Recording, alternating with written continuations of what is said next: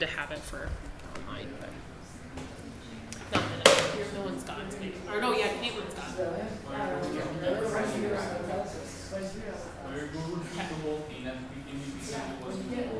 What's that? No, it'll be okay. It's just the warm up. All right. So guys, the next thing we're going to talk about is the domain of functions, and then we're going to specifically talk about a few different examples with domain. Does anyone remember what the domain is? It has to do with variables.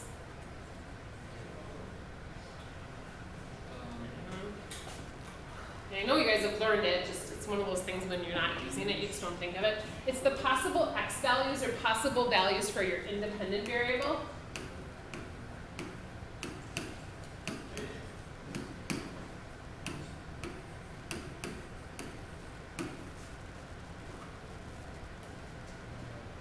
So this maybe goes back to a little bit of what Cash was saying before, like why would -2 be necessary?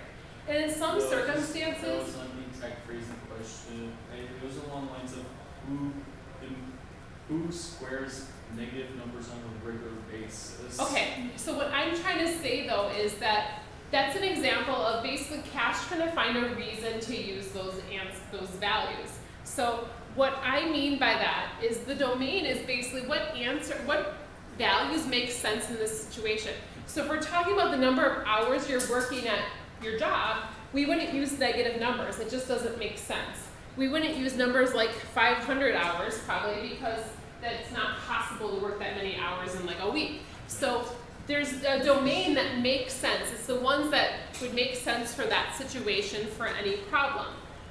So there's certain domains that for some problems just aren't even worth discussing. So, you know, negative numbers, or maybe if we're talking about the number of people, like going somewhere, we wouldn't use decimals for that. That wouldn't make sense because you can't have parts of people that we would have going into that. I'm going to talk specifically about 3 main different types of domain that we need to include. One of the so the first type here is that an example like this, 1 over x. Does anyone know what values for x we cannot use? Yep. 0. You can't divide by 0. So in this case, we'd say the domain x cannot equal 0. So when x is in the denominator, whatever the denominator is, that can't equal 0. So we'd say x cannot equal 0. That's the first example of one that comes up a lot.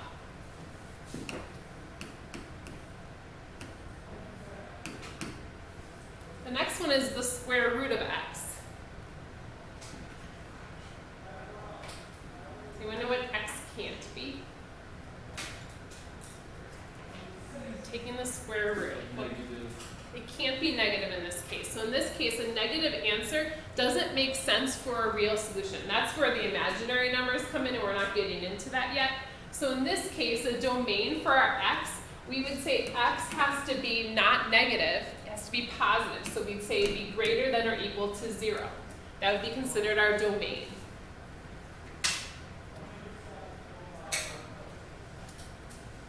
And then finally, I can put these two together.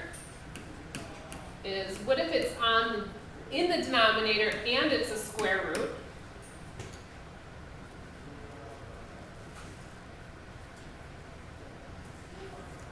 So what would you say about this? Yeah, it would just have to be greater than 0. So it can't equal 0, but it can't be negative, so we just say it'd be greater than 0. That would be our domain. Now, it won't always just be a simple x like that, so I think in the next example, it has more stuff going on with it, so we have to discuss that as well.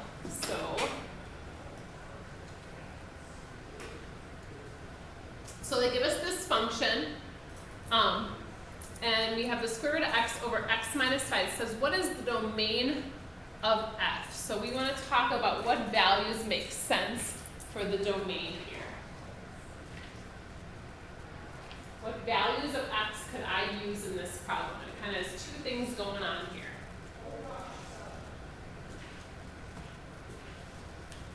So kind of think of domain as what can't it be? That might be a better question. Like what values for x can we not use in this case? What do you think? 5. Do you guys agree with her? Do you guys see why 5? Why, Becca? Because it equals 0. Yeah, so x cannot equal 5. So I'm going to write that. But anything else is okay? Can't be negative either. Right, but then also, and then the 5 comes from the fact that this cannot equal 0. So essentially, x minus 5 can't equal 0. That's what we found out, x cannot equal 5. But we also are pointed out that x, remember the square root, we can't take the square root of a negative. So on top of there, we'd say x has to be greater than or equal to 0. Well, there's nothing else that needs to happen to that. Be greater than or equal to 0, it just can't equal 5. If I were, like, just to kind of visualize what's going on here, if I was putting this like on a number line to think about values that you know, x could be.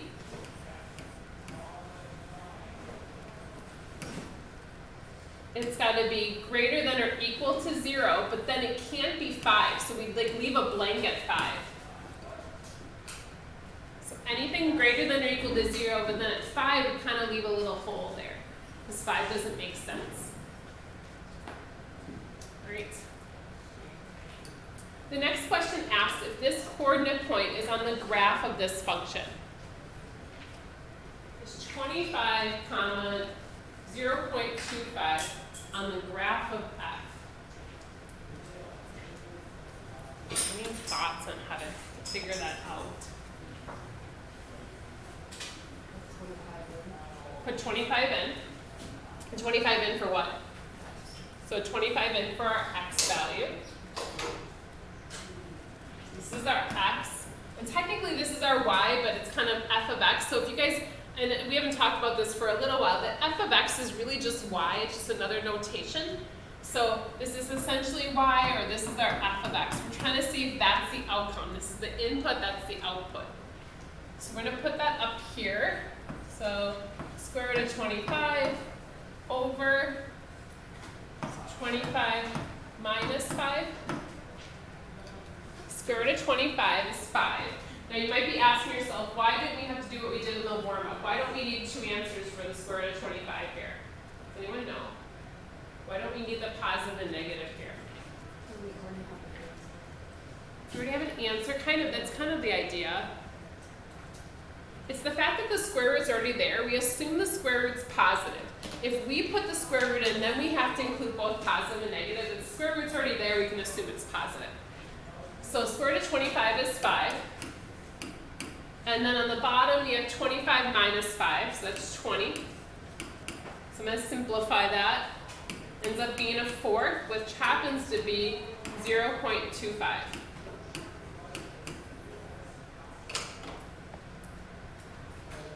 So that seems to work.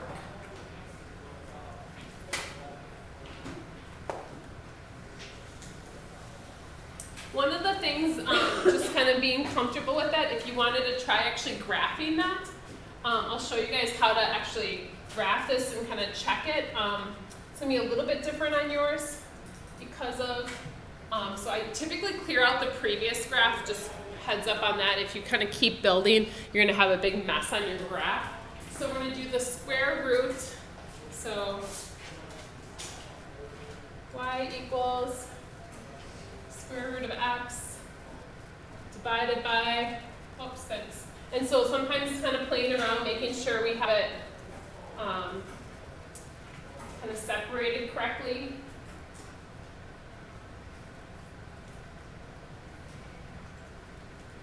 So here's what my graph looks like. Now, if you guys are in your graphing calculator, you can use the trace button. If you're on Decimals, you might have to just kind of drag down and find that spot, so 25 there. And so this one, I don't know if it's as great, because I don't know if it traces for us. I don't know if it lets us do that.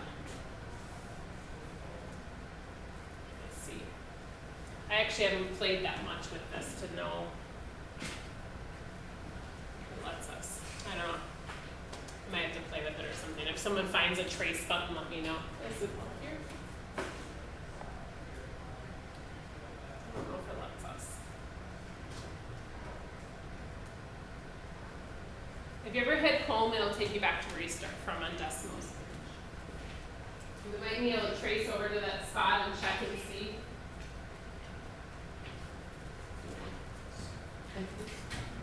That's it. I said I feel so calm.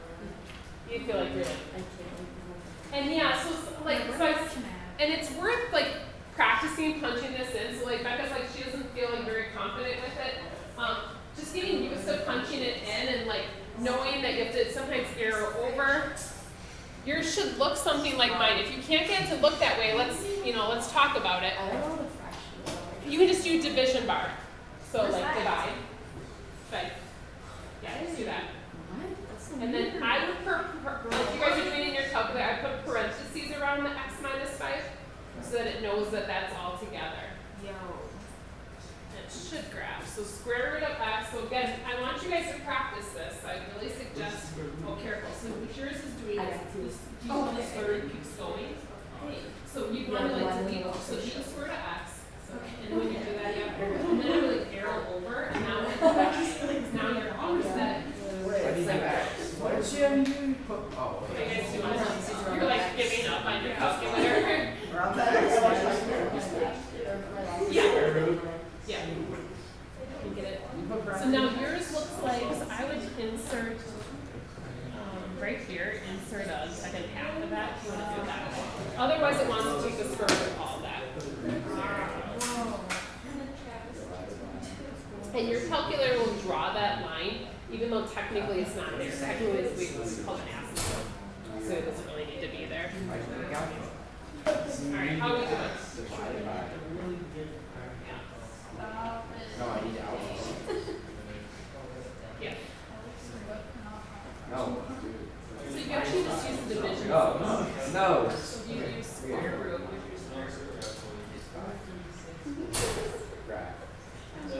Square root of x. Let's go. Well, and don't use Right. I would try to use this x here. And then divided by, and then I made it a little charging block. Like I feel stupid, I'm like, I don't think though, like, yeah. Now we'll go to the. Spinning back light. And the first thing he tried graphing though, he had something set up weird, so we couldn't get it to work, and so they all making fun of him now. What you really like is when they get to the point where they can make each other say error. Like they go and type something down on line 12 and you can't even Oh, read it. I'm wondering if that's what was going on with him. Great. Oh yeah, that's what I have to. Stat plots will get you too. Usually they should be on. We just hit the reset button is what I went back. Second memory reset? Yeah. Yeah, you can do that.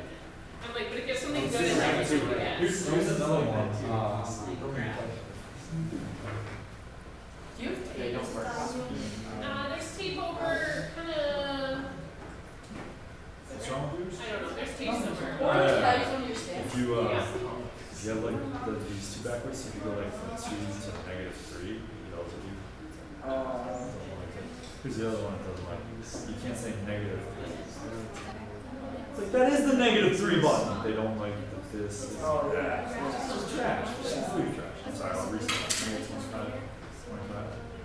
Anybody got a Casio though? She does. Yeah, we're just even trying to. How do you graph from here? It's Just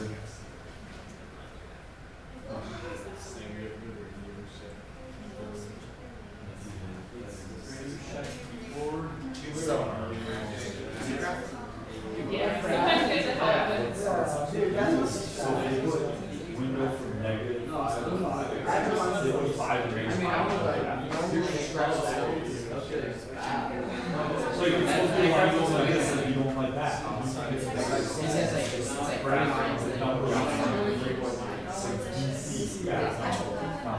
These are just for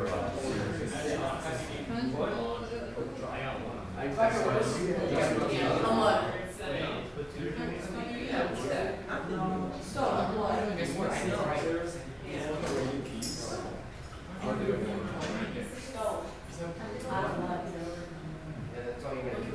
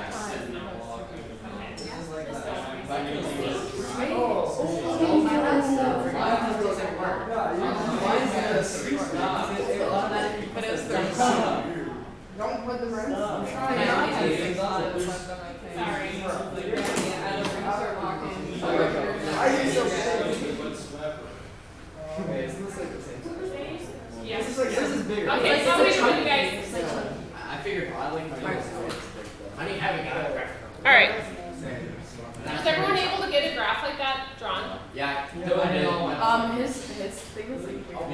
Stone's calculators. I'm doing it. Stone's trying to figure it out.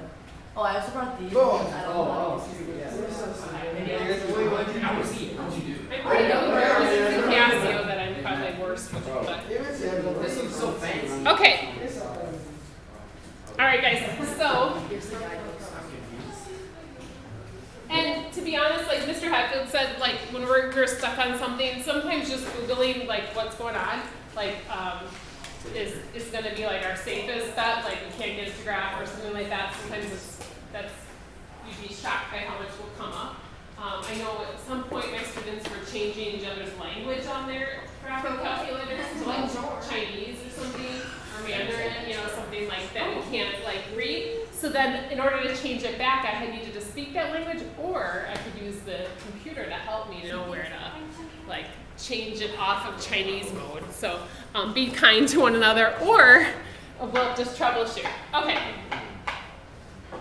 So this next one here asks us, if they give us a function, just a reminder that function notation, what's the height of the graph of h when t is 10?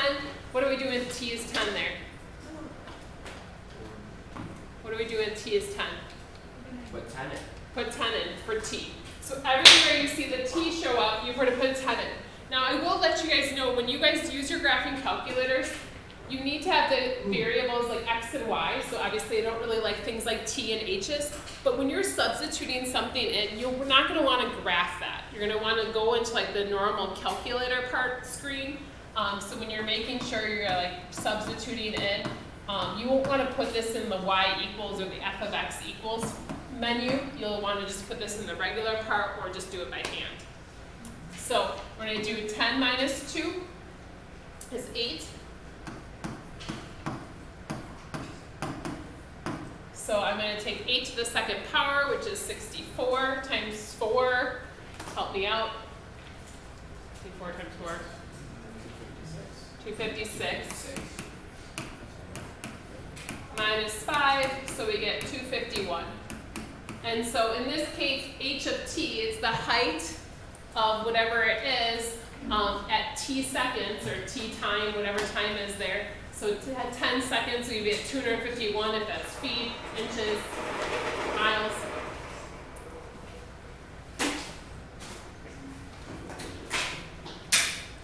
And you can use your graph for this. It's just if you did that, you would take this equation, and then you would find where the x value is essentially 10. All right, let's do a few more vocab here, and then we'll take a break.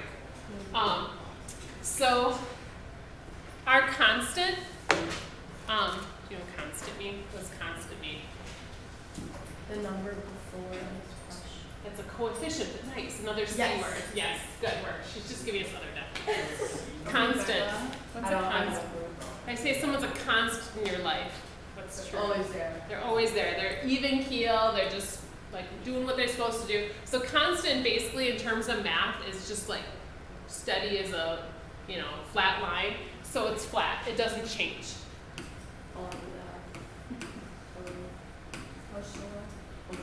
They're even keel. Steady Eddie.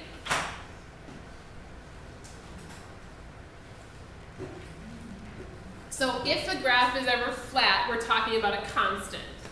Versus increasing, when we're talking about graphs, we always have to use the same perspective. If you guys recall when I show you guys like Slope Dude videos, one of the main things about Slope Dude is he has to move eastward, so we have to check our perspective. So increasing is watching from left to right, it's going uphill. So uphill from left to right.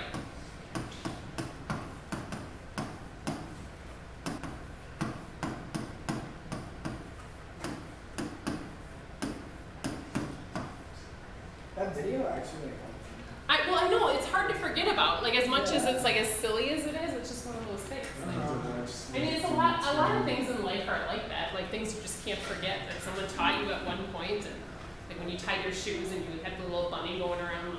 I don't know. Yeah. We watch Slope Dude. We could probably watch Slope Dude. Slope Dude what? Slope Dude 2. There's a sequel? There's a sequel. Is that inappropriate? You remember The when we Slope watched Dude- the John Cena one? Yes. His brother like got very angry. Oh, that's He walked out of the room. right. You Yeah, he was remember mad that? at me, yeah. Alright. Yeah. You remember that? Yes, now I remember. I think I still have like nightmares about that, yes. That's not bad. I liked it. Well, downhill is decreasing. Now, just so you guys know, when we talk about increasing and decreasing, this could be like a slope, like it doesn't have to be a perfectly straight line. It could be a curve, so it could be going downhill kind of like this. So this one's going downhill from left to right. And our last vocab before we'll take a quick break, and slope due might be part of our break, we'll see, is discrete versus continuous. Most of your graphs that you're going to show up that we're going to see are going to be continuous. And it's what it sounds like. It keeps going on forever and the dots connect. Discrete is like when you were a little kid and you did the little dot graphs, like where, you know, you checked like Stone's height and then you checked Becca's height and you kind of put a dot on the graph. You didn't necessarily like connect those dots. So discrete is dots, like kind of pixelated, versus continuous is when you can actually connect the dots.